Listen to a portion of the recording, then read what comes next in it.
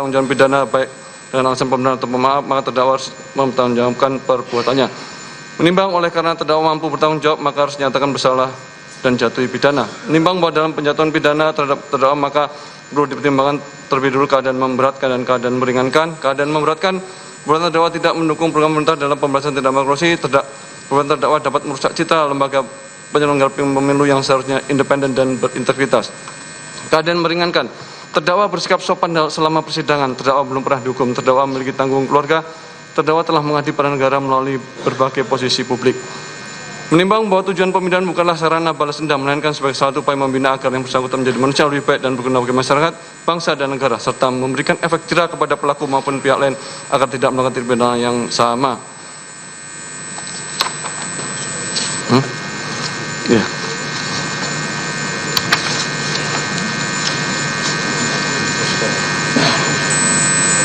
Menimbang bahwa oleh karena terdakwa telah terbukti secara sah dan menyatakan bersalah melakukan tindak pidana korupsi berupa suap, bagaimana pasal 51 huruf A tentang tindak pidana korupsi, bahwa meskipun terhadap Undang-Undang 21 nomor pasal 21 Undang-Undang tindak pidana korupsi tidak terbukti, namun mengingat tindak pidana suap yang terbukti terkait erat dengan perkara tindak pidana korupsi atas nama Harun Masiku. Menimbang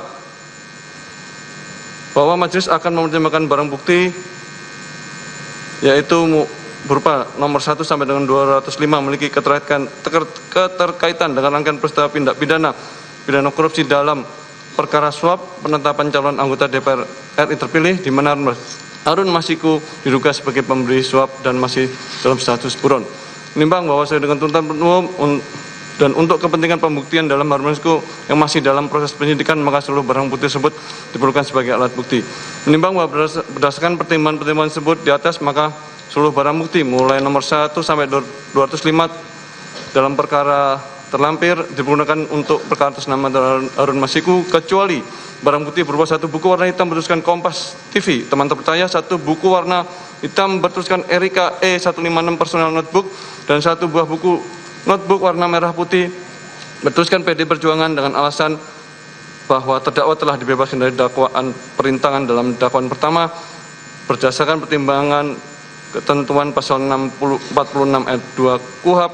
Barang bukti yang tidak ada hubungan dengan perkara lain dikembalikan kepada orang atau kepada mereka yang berhak menerimanya. Menimbang oleh bahwa karena terdakwa jatuh pidana, maka berdasarkan pasal 22 ayat 4 KUHP masa penangkapan dan penahanan telah dijalani dikurangkan dari seluruh pidana jatuhkan. Menimbang bahwa karena terdakwa ditahan dalam penahanan yang menimbang bahwa terdakwa ditahan dan penahanan terhadap terdakwa dilandasi alasan yang cukup, maka perlu ditetapkan agar terdakwa tetap berada dalam tahanan. Menimbang bahwa oleh karena terdakwa nyatakan bersalah dan jatuh pidana, maka harus diberi pula membayar biaya perkara. Menimbang bahwa dalam persidangan ini majelis telah menerima masukan substansif melalui amicus curiae dari tokoh-tokoh termuka termasuk Romo Frans Magnis Suseno sebagai filsuf dan pemikir konstitusional, mantan Jaksa Agung Marzuki Darusman, serta 22 akademisi dan praktisi hukum lainnya yang memberikan perspektif mendalam tentang aspek yuridis, filosofis, dan konstitusional dalam perkara ini, yang merupakan manifestasi penting dari prinsip demokrasi konstitusional dan transparansi peradilan yang sejalan dengan semangat saling mengawasi dan mengimbangi sebagaimana diamankan dalam Undang-Undang 1945. Menimbang bahwa amicus curiae telah mengangkat permasalahan substansi dalam perspektif sosio-legal yang memerlukan perhatian serius dari majelis, khususnya tentang kekhawatiran tentang kemungkinan politically motivated prosecution, timing dan motivasi penuntutan yang dapat mempengaruhi persepsi keadilan. Pentingnya menjaga independensi peradilan dari tekanan politik, kompleksitas hukum pidana dalam perkara korupsi, serta dampak putusan terhadap kepercayaan publik dan kelangsungan demokrasi di Indonesia yang menunjukkan kepedulian mendalam terhadap supremasi hukum dan demokrasi konstitusional. Menimbang bahwa majelis mengapresiasi semangat kepedulian konstitusional yang ditunjukkan para tokoh dalam amicus curiae dan menegaskan bahwa independensi peradilan yang sejati bukan berarti isolasi dari keprihatinan sah masyarakat, melainkan kemampuan untuk mengambil keputusan yang objektif, tidak memihak dan berdasarkan hukum tanpa terpengaruh oleh tekanan politik, kepentingan golongan atau motivasi di luar pencarian kebenaran dan keadilan, di mana majelis telah menerapkan prinsip dalam keraguan menguntungkan terdakwa tidak hanya terhadap fakta-fakta substantif, tapi juga terhadap aspek-aspek prosedural. Menimbang bahwa dalam memeriksa perkara ini majelis telah menerapkan standar analisis yang ketat terhadap setiap dakwaan, di mana untuk dakwaan satu mengenai kepentingan perintangan penyidikan, majelis telah melakukan analisis dalam terhadap karakteristik delik material versus delik formil, aspek temporal yang berkaitan dengan perbedaan antara penyelidikan dan penyidikan, serta persyarat konkret dalam delik material yang pada akhirnya berkontribusi pada keputusan majelis untuk membebaskan terdakwa dari dakwaan tersebut karena tidak terpenuhi unsur-unsur secara temporal dan material. Menimbang bahwa sebaliknya, keputusan majelis untuk menyatakan terdakwa terbukti bersalah dalam dakwaan kedua didasarkan pada terpenuhi seluruh unsur dakwaan secara sah dan melalui minimal 2 alat bukti yang valid dan keyakinan majelis yang diperoleh melalui proses pemeriksaan yang objektif dan komprehensif, di mana majelis menganalisis secara komprehensif unsur-unsur penyertaan, kualitas alat bukti komunikasi elektronik, dan standar pembuktian kesengajaan dalam konteks tindak pidana korupsi yang menunjukkan bahwa majelis benar-benar independen dan objektif dalam menilai setiap aspek perkara tanpa terpengaruh oleh tekanan dan opini dari pihak manapun. Menimbang bahwa majelis menyampaikan penghargaan mendalam atas kontribusi substantif yang telah diberikan melalui amicus curiae dan menegaskan bahwa seluruh masukan tersebut telah menjadi pertimbangan integral dalam proses pengambilan keputusan, bukan sekedar sebagai referensi tambahan, melainkan sebagai masukan penting untuk memastikan bahwa putusan yang dijatuhkan benar-benar mencerminkan nilai keadilan konstitusional, keadilan prosedural, dan kesetaraan substantif yang menjadi fondasi sistem peradilan dalam negara hukum demokratis, dengan tetap menghormati semangat pencarian keadilan yang disampaikan oleh para tokoh melalui amicus curiae, dan berharap bahwa putusan ini dapat memberikan kontribusi akademik sebagai bentuk menjaga prinsip proses hukum yang adil dan menjunjung tinggi integritas peradilan pidana di Indonesia agar terwujudnya negara hukum yang demokratis. Mengingat pasal 5 ayat 1 Undang-Undang Tindak Pidana Korupsi junto pasal 5 ayat 1 ke 1 KUHP junto pasal 64 ayat 1 KUHP dan Undang-Undang Nomor 48 Tahun 2009 tentang Kekuasaan Kehakiman, Undang-Undang Nomor 8 Tahun 1991 tentang Hukum Acara Pidana, serta peraturan perundang-undangan lainnya yang mengadili berkaitan dengan perkara ini. Mengadili, 1. Menyatakan terdakwa Hasto Kristianto tidak terbukti secara sah dan menyatakan bersalah melakukan tindak pidana sebagaimana dalam dakwaan ke-1, dan oleh karena itu membebaskan terdakwa dari dakwaan ke-1 tersebut. 2. Menyatakan terdakwa Hasto Kristianto terbukti secara sah dan menyatakan bersalah melakukan tindak pidana turut serta melakukan tindak pidana korupsi berupa pemberian suap secara bersama-sama dan berlanjut sebagaimana dalam dakwaan kedua alternatif pertama.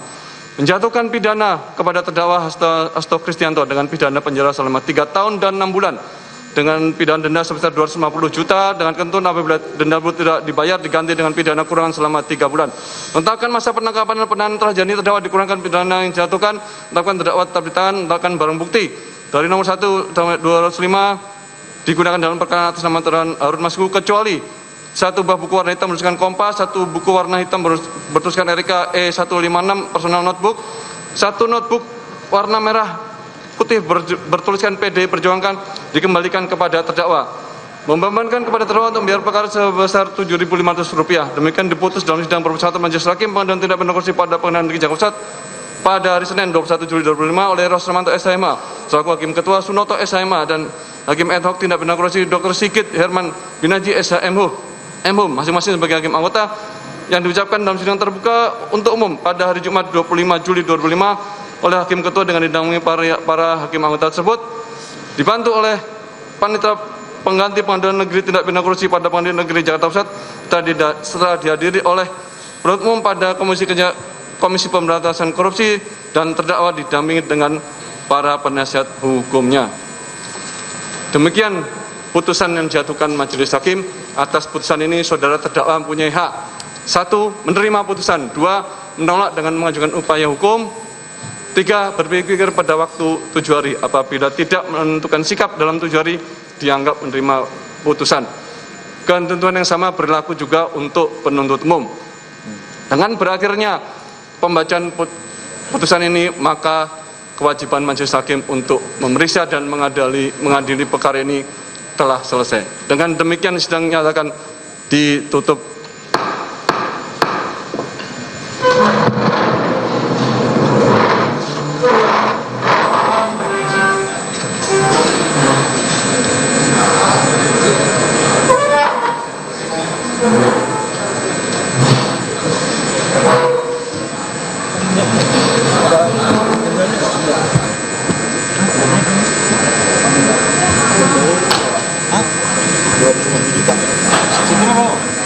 Subsidi 3 bulan. 3 bulan. Iya, Pak. 250 ya, 250 ya. Ya, pemirsa, baru saja kita saksikan putusan Majelis Hakim yang memvonis Hasto Kristianto dengan pidana penjara 3,5 tahun. Hasto Kristianto dinyatakan bersalah dalam tindak pidana korupsi pergantian antar waktu atau PAW anggota DPR fraksi PDI Perjuangan pada tahun 2019. Seperti yang disampaikan oleh Majelis Hakim, bahwa Hasto dinyatakan bersalah karena turut serta dalam PAW tersebut. Hak politik Hasto Kristianto juga dicabut selama 5 tahun setelah menjalani masa hukuman. Dan pemirsa, perlu diketahui bahwasanya setelah dibacakan vonis, Hasto masih punya hak untuk mengajukan banding. Vonis dari Majelis Hakim ini tentunya memberikan pukulan yang berat bagi PDI Perjuangan. Mengingat Hasto Kristianto adalah figur penting partai dan tangan kanan Megawati Soekarno Putri. Di beberapa kesempatan, PDI Perjuangan juga telah memberikan statement bahwasanya akan tetap menghormati putusan hukum, namun tetap akan mendukung langkah hukum lanjutan jika Hasto ingin banding. Sekali lagi pemirsa, bahwa Hasto Kristianto meski telah dibacakan vonis 3,5 tahun penjara, namun masih memiliki hak untuk banding. Sementara status dari Harun Masiku yang terlibat dalam kasus pergantian antar waktu anggota DPR ini masih buron sejak Januari 2020.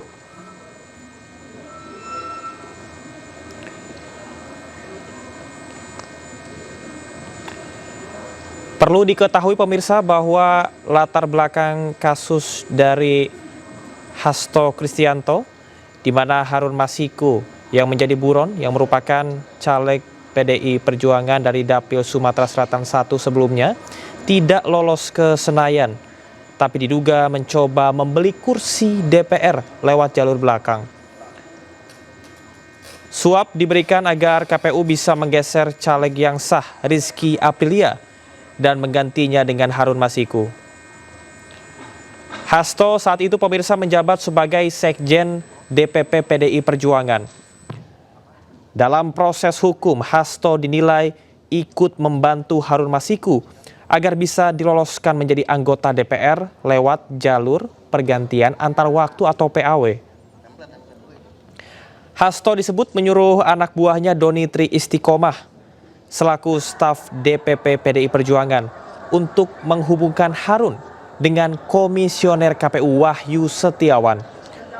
Dalam proses tersebut, terjadi pemberian uang atau suap kepada Wahyu Setiawan yang sudah lebih dulu divonis. Pemirsa, perlu diketahui bahwasanya Harun Masiku ini masih menjadi buron sejak Januari 2020. Lebih dari 5 tahun berlalu. Sampai dengan saat ini keberadaan Harun Masiku masih belum diketahui. Ada sejumlah kritik tajam pemirsa terhadap KPK karena belum mampu menangkap Harun sampai dengan saat ini. Hingga akhirnya Hasto Kristianto kini divonis 3,5 tahun penjara dan diduga kuat akan mengajukan banding. Ada sejumlah konsekuensi yang akan dihadapi oleh Hasto Kristianto apabila vonis 3,5 tahun ini sudah final, yakni hak politik yang akan dicabut selama 5 tahun. Dan pemirsa, bisa dilihat situasi dan kondisi di Pengadilan Tindak Pidana Korupsi Jakarta. Pengamanan dilakukan begitu ketat dan proses administrasi serta penandatanganan pasca sidang ini bisa dilihat masih terus dilakukan oleh pihak Hasto Kristianto. Nampaknya juga awak media masih menunggu Hasto Kristianto keluar dari ruang sidang dan berharap Hasto akan menyampaikan keterangannya. Kalau kita lihat dari beberapa persidangan sebelumnya, Hasto Kristianto cukup vokal untuk berbicara kepada media bahwa dirinya menyebut kasus yang menjerat dirinya syarat akan kriminalisasi hukum akan kepentingan politik.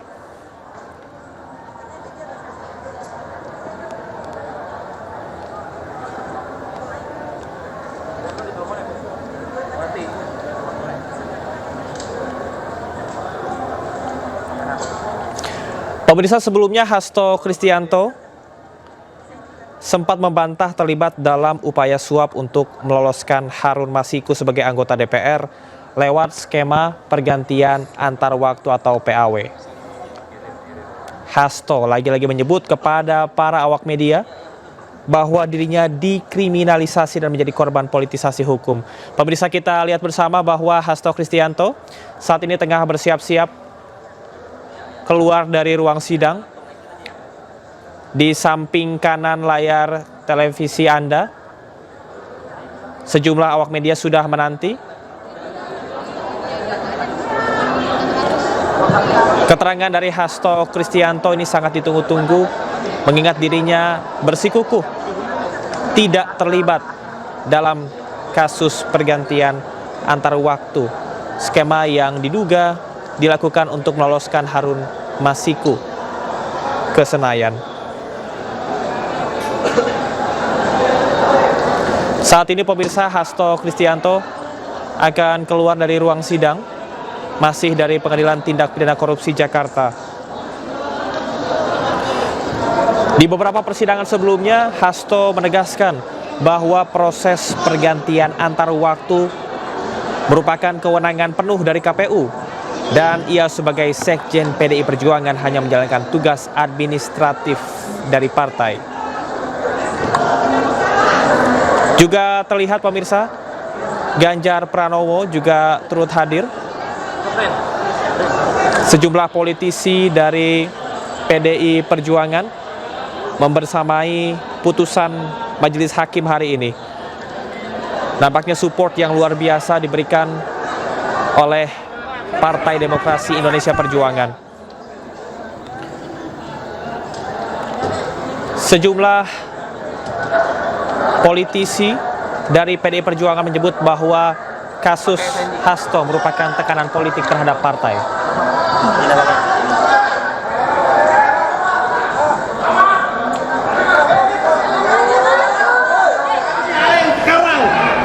Kasih lewat Bapak, kasih lewat. Ini pemimpin kami. Ini pemimpin kami. Kami. Bapak yang geser. Bapak geser. Hah? PA.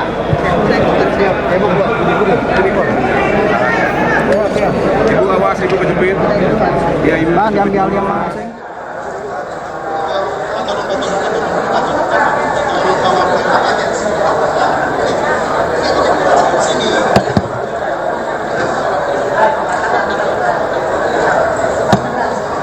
Ayonya aman, Mas.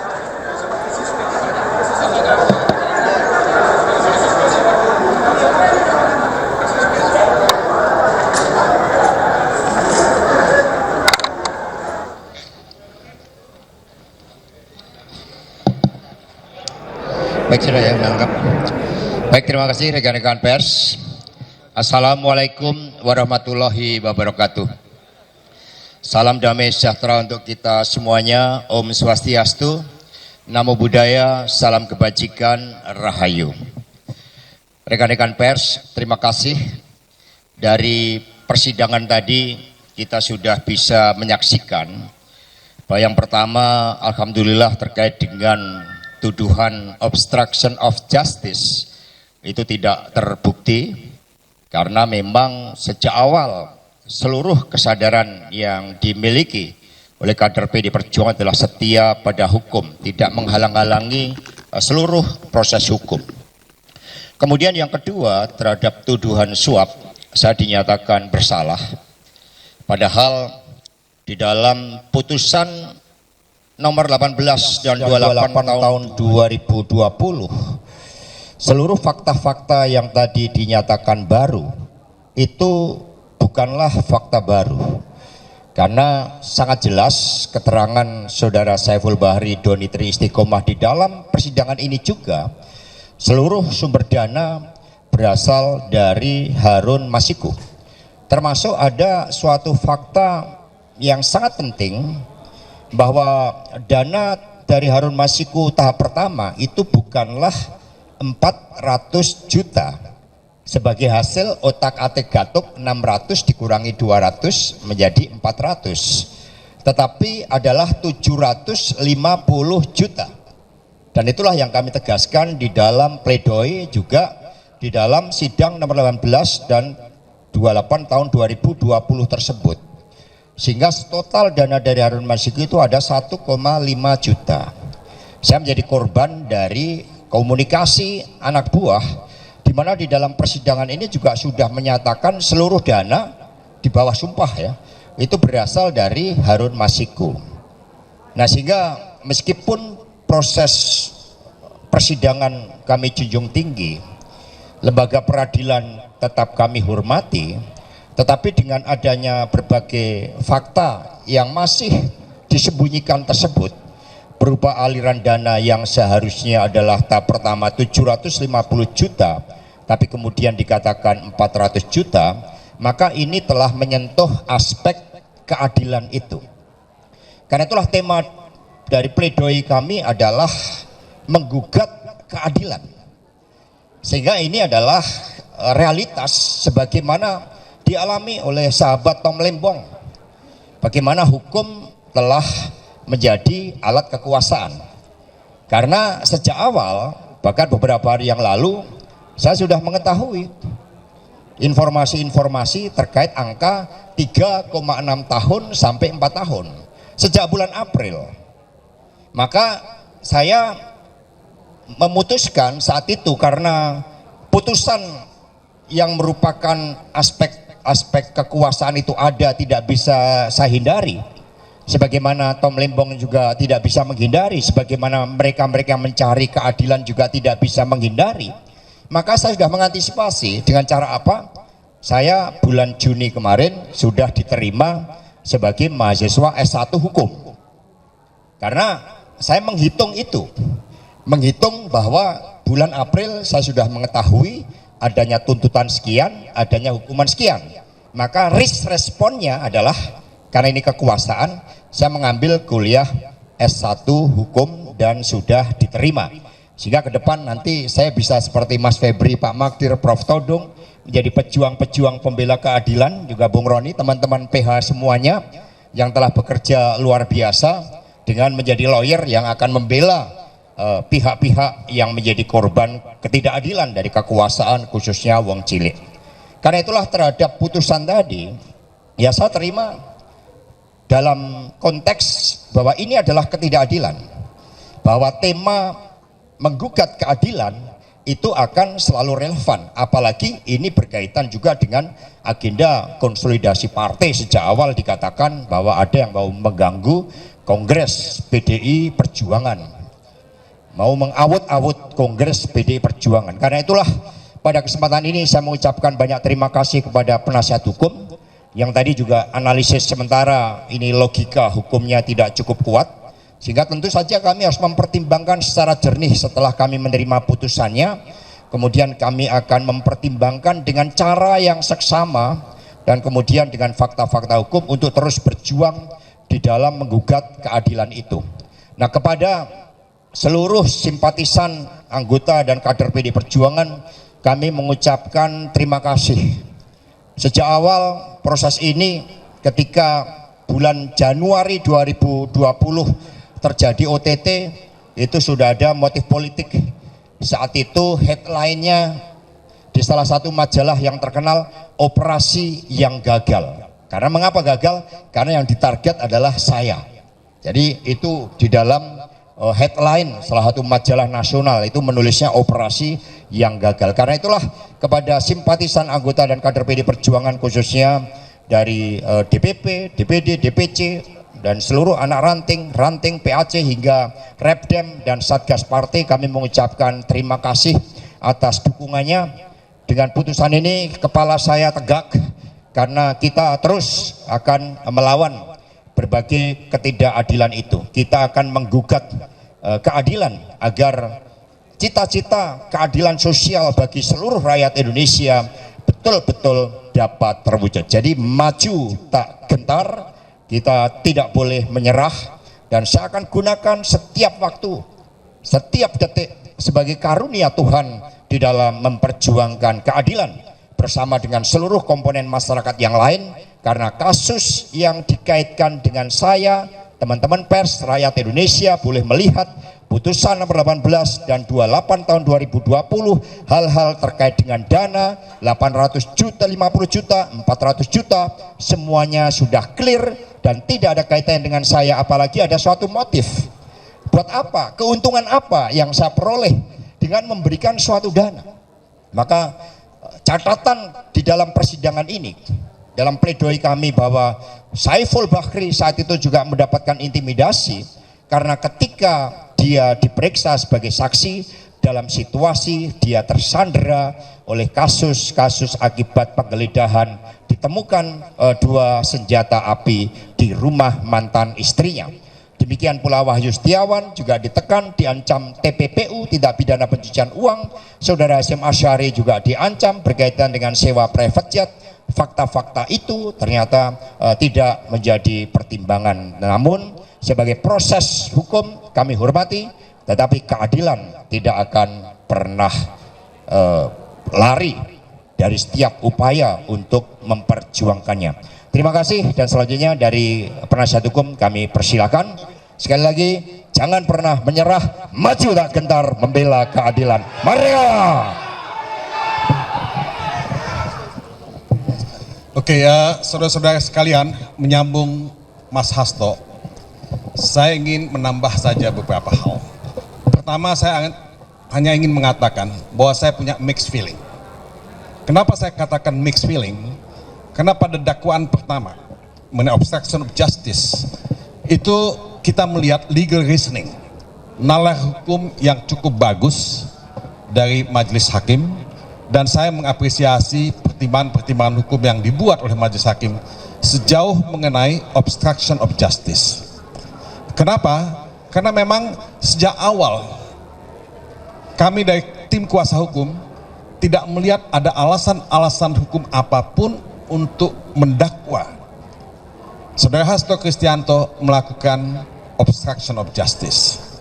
Jadi ini satu presiden yang bagus, ya, satu legal reasoning yang bagus yang kita harus pertahankan. Dan kalau sebelumnya kita sangat pesimis, sangat skeptis melihat legal reasoning atau nalar hukum dari majelis hakim, kali ini kita melihat ada titik, ya, nokta harapan bahwa legal reasoning itu bisa kita dapatkan kalau kita berjuang dengan sungguh-sungguh, dengan serius untuk menegakkan hukum dan keadilan. Nah, mixed feeling saya adalah dalam dakwaan kedua tindak pidana suap pasal 5 Undang-Undang Tipikor, saya berkali-kali mengatakan kita menegakkan benang basah, kita menghidupkan kasus yang sudah inkrah, yang sudah mati. Ini sebetulnya upaya hukumnya kan sudah ada. Upaya hukumnya itu kan sudah ada, banding, kasasi, peninjauan kembali, itu upaya hukum yang dilakukan menurut hukum kita. Tapi ini kan satu proses apa yang disebut dalam sistem hukum di Amerika, retrial. Retrial yang menurut saya, ya, itu sangat-sangat tidak bisa diterapkan dalam kasus ini. Locus delictinya kita tahu tahun berapa, tempus delictinya juga, ya. Dan ini rekonstruksi yang menurut saya salah kaprah yang dipaksakan terhadap saudara Hasto Kristianto dan ini berbahaya bagi penegakan hukum di Indonesia ke depan. Yang ketiga, saya mengapresiasi pertimbangan yang cukup memadai untuk amicus curiae yang diberikan oleh majelis hakim. Pada sidang Mahkamah Konstitusi, amicus curiae juga dilakukan, tapi mendapat sedikit pertimbangan dari majelis hakim di Mahkamah Konstitusi. Tapi dalam hal ini menurut saya cukup memadai, dan saya